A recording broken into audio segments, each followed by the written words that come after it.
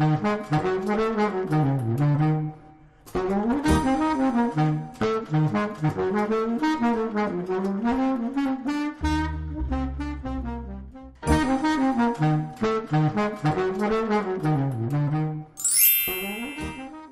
so, as per, like, our last Marvel movie review we did, Chris is obviously going to do this with me. I don't think Leanne, I don't know, she might have liked Guardians of the Galaxy. It's hard to say. I think it would She's be a big question mark. I on think that one. Tim would laugh hysterically at it because he likes kind of slapstick, funny, sarcastic, snarky. Sometimes I don't know, which is Leanne's husband. So I think it would have been funny and he would have liked it. I'm not sure, but we loved it, or I loved it. I can't really speak for him. So first of all, because this is how we roll, we have to give our first impressions on a scale of 1 to 10. Since you're holding the camera, it's going to be hard for you to hold your finger, so we'll just say A little bit. So, on a scale of 1 to 10, what would you rate this movie? Man, I'm going to give it like a 6. 6? Yeah. Wow, okay. I didn't like it or I feel like I didn't like it as much as he did. I would have given it at least a 7. I thought about it, but no, I'm going to stick with a 6. Stick with a 6. Okay, so we're going to tell you a little bit about it without giving you any spoilers. So this is a spoiler-free review. But what were your initial thoughts? My initial thoughts, well, going into the film, we had seen a few reviews, mostly fairly spoiler-free, and some people that we know who went to see the movie first, just as soon as it came out. And they were raving about it. And that seems to be a very common thread now, is if you see a Guardians of the Galaxy review, people are saying how it's the greatest thing in the entire world. Yeah. And it was very entertaining, and yeah. it was extremely funny. But it wasn't the greatest thing in the entire world. And I feel like it just can't really hold up to that kind of hype. It's a good movie. It was worth seeing. I would see it again, but it's not like my favorite Marvel film. So. Okay, fair enough. I thought it was really good. I thought it was funny and not overly funny to where you're just kind of like rolling your eyes like, again, really? Guy slips on a banana peel? You know, not like that. It wasn't so funny that it was ridiculous. But I thought it was really good. I was kind of interested to see some of the humor in there was not kid-friendly, I would say. I guess that's the best way I can put it. It wasn't bad by any means. But I just think it would be over kids' heads, and it's definitely probably not something you'd want them to like go around repeating. Some of them, just my personal opinion. But I really liked it. I thought it was funny. I thought it was great. I think our looking up of the reviews actually hurt us because I think we hyped it up a little bit more in our heads than what we were anticipating it was going to be. I thought it was totally different than the other Marvel movies. I think it was almost like a different type of genre. But still kept with the Marvel theme and lots of stuff. But that's where I think we kind of differ. I felt that they did a pretty good job making it fit in the rest of the Marvel universe, but it was a very different sort of a take. But a lot of the trappings and the things going on in the world around it weren't so much. You know, the movie is very much kind of a comedy, but it wasn't, you know, like a comedy in setting. Like if you were to take Star Wars and, I don't know, Mork and Mindy, because I can't think of a more recent sci-fi kind of comedy. There you go. Probably too much. But you couldn't put those things together and put them in the same universe. But the universe around it, like you saw some familiar characters. There were some cameo items. There were some references to Thor: The Dark World that come into play, and a character that showed up at the end of the movie there. You saw Thanos, who showed up at the very end of the Avengers as a teaser and stuff. And a lot of the things going on around the film, the basic plot line, if you took the comedy out, would be extremely dark, like dealing with like genocide and stuff. But instead of centering the film around superheroes, they happen to be centered behind these, you know, this group of misfits, basically kind of like losers and outlaws who just happen to get thrust into the middle of it. And I feel like it made a lot of sense, and that's where a lot of the comedy came from, was character and situation based because of who they were, instead of being like Iron Man coming in to save the day. And so you got a lot of the comedy there. And so it was good, but to me, and I told this to Amanda, and I can't remember if you agreed with me or not, I thought that the humor, it felt more like watching, say, Men in Black, which was another Marvel film, but you had that same kind of, it was the characters that made it funny, and Yeah. it was good and all, but you know, when it came right down to it, if you like that kind of comedy, then I think that you're probably going to love the film. But it just, Yeah. it wasn't the best thing in the entire world for me. They did do a really good job, like you said, though, of connecting the other Marvel movies. So I could get where, you know, they would all mix in a little bit later. It's hard for me to imagine it, but they did enough referencing, like you said, the Thor and like the Tesseract was, you know, mentioned in there. And there's lots of little things like that watch for, because you may not notice it at first, but, you know, as just like something goes back, you're like, oh wait.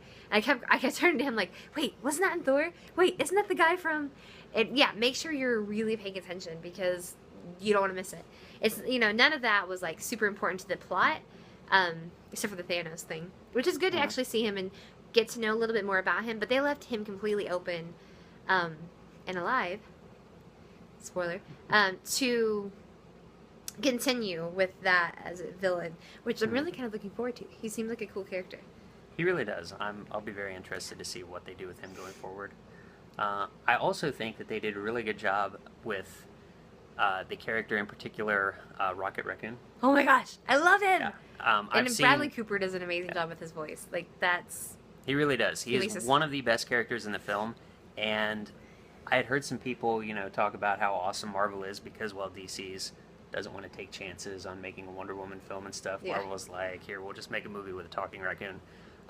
But the fact that he was a raccoon wasn't what made his character funny. His character made sense within the world a lot more than you would think that he would, and he has so much character and so much personality that he just exists as his own person, and the fact that he's a raccoon is completely incidental to that. It's so funny. So, You kind of forget, props for which, that. honestly, because, okay, I'm a little weird about some things. Planet of the Apes terrifies me. I can't even watch the trailer. I can't, if, like, the ad pops up on my phone, I immediately turn my phone off, because it freaks, whatever characterizing the apes as humans, it does something, it freaks me out. I don't know if I had something as a child that Leanne tormented me with, I don't know. But I was really scared, because I thought the raccoon, because some of the shots that in the trailer was like him like shooting up in his, like he had this crazy look at his face, and I was like, oh no, it's gonna scare me. I'm gonna hate this because I'm gonna be terrified. No, I loved him, and he has like this little like sidekick, which is voiced by Vin Diesel, and it's Groot. Groot is probably one of my favorite characters, like in all of the Marvel Avenger peoples. Well, they're not Avengers yet, but in all the Marvel characters, I don't know why, but I loved it. Maybe it's because it was Vin Diesel's voice. I don't know. But yeah, I loved it. Speaking of characters, what do you think of Star-Lord? He's the main character. I would say. he was humorous. At the same time, I felt like he was just kind of okay for me. Yeah, I think they didn't do a lot of developing his backstory. And, like, they did, the very beginning was, but you didn't really get to know who he was, just how he kind of got taken, without spoiling anything. But at the very end, they kind of give you a brief, like, hey, look for this dude's, like, whole life story to come up soon. So I'm actually looking forward to the next movie that they have. Yeah. Okay. We should also mention how Doctor Who actors seem to be popping up in Marvel movies Oh lately. my goodness. Yes, because we're nerds, and this does involve Disney. It is Karen Gillian? Yeah. She so, showed up that's it. as, I forget Nebula. her name. Nebula. Which is why she was bald for a long time. This was the movie role that she took, and I really liked her character. She was very convincing. Like, I didn't think she overly acted it, like, to make it where it was, like, No. yeah. But between her and Christopher in Thor: The Dark World, the theme seems to be that big characters on Doctor Who are going to wind up in Marvel movies, but they will be buried behind makeup, so you Yeah. can't really see them. So you can never know who they really are. So look for her, because if you didn't know she was in it, she was Amy Pond in Doctor Who. And you can't even recognize her voice. And if you didn't know it was her, you probably wouldn't know it was her. But it's her. It's amazing. So, okay, so the very end of the movie, of course, you know that they always do, what are they called? Easter eggs? Sure, let's go with that. Okay, Easter eggs. This one, I was very disappointed. They tell you to stay to the very end. Yeah. I was really looking for something like, and I guess in a movie was let like down. this, because it's a little bit less serious, even though they're tying it into the whole Marvel Cinematic Universe, so it makes it very clear that it's taking place in tandem and at the same time as events from Thor and Iron Man and the rest of it. yeah. So you fit it into that universe, and there's another Marvel character that makes an appearance at the very end after the credits who Wait, he's I Marvel? feel like, yeah, you didn't know that? I didn't know Totally he's is. Marvel. I feel like he doesn't really Can we belong with tell the him rest who of it them. is? I don't know if in the comics there's like this crossover thing where they wind up there, but that's Can I tell him? seriously, guys. Can I tell him? Yeah. Howard I mean, the if, Duck. yeah, there was our spoiler. Sorry, Howard the Duck. probably should have warned you guys. You know what? That I might be think- what freaked me out because I remember watching it at my cousin's house or my uncle's, great uncle's house, Hmm. and it freaked me out. Now, I didn't know it was Marvel. okay, you guys tried it once, made a film back with George Lucas and his team, and God bless them all, it was do terrible. It again. Yeah, or if you do it, let's just try to keep that away from like Thor and Right? Iron Man. Can you imagine Tony Stark meets Howard the Duck? He would roast him. Dunch. Yeah, there we go. Nice, yeah, like that. Anyways, it was pointless though. If you can't stay to the end, like I had to go to the bathroom so bad, and I'm sitting there like wiggling in my seat. I should have just went. I was so disappointed. It was a little bit because it was unless not you're up to like a snuff. huge Howard the Duck fan, I'm sure you're out there somewhere. You're sitting there watching this and you're thinking, "Oh, what's it gonna be?" And then it's like him. There was somebody in the theater that behind just loudly exclaimed, "Oh, not Howard the Duck!" It was funny. And that's kind of what my heart was saying right there when that shit happened. Yeah. I was like, "This no, that's not what you do, guys. Yeah, no. Come on." He's creepy.